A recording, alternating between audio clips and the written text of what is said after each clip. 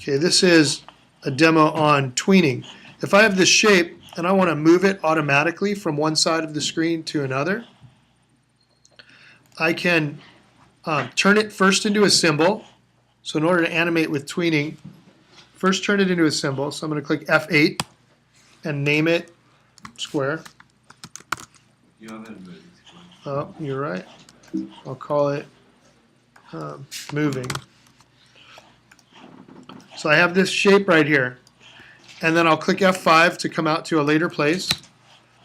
And if I right click on this keyframe, I'm going to say create classic tween. Don't use motion tweens. We'll do motion tweens in a different way in After Effects. But for Flash, let's use classic tweens. Now it gives me all these little dots. I could click on a later frame and move this, and it gives me now an arrow. And it's going to show me that this will move from here to here.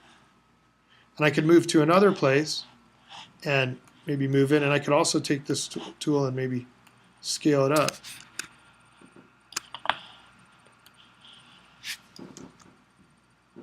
So this is a way of creating basic animation in Flash.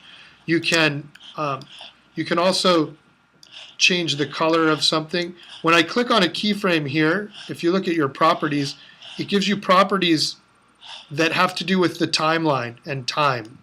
So it talks about tweening, and it talks about sound that has to do with the timeline if I wanted to put sound in. If I wanted to rotate it. Huh? You make it go faster. To make it go faster, you move these closer to each other. So now it's going to only take that many frames to get from there to there.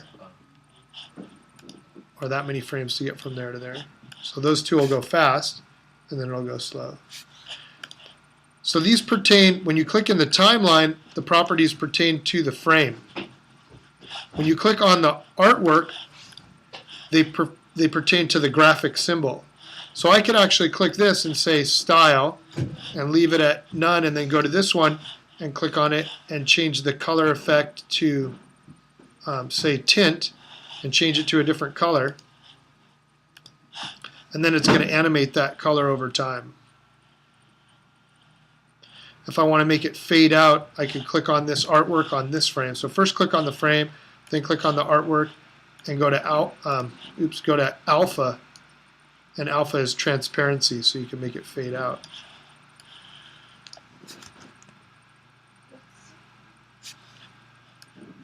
This would have helped us so much with the other projects. The difference is, let's say I wanted to do, actually let me stop this.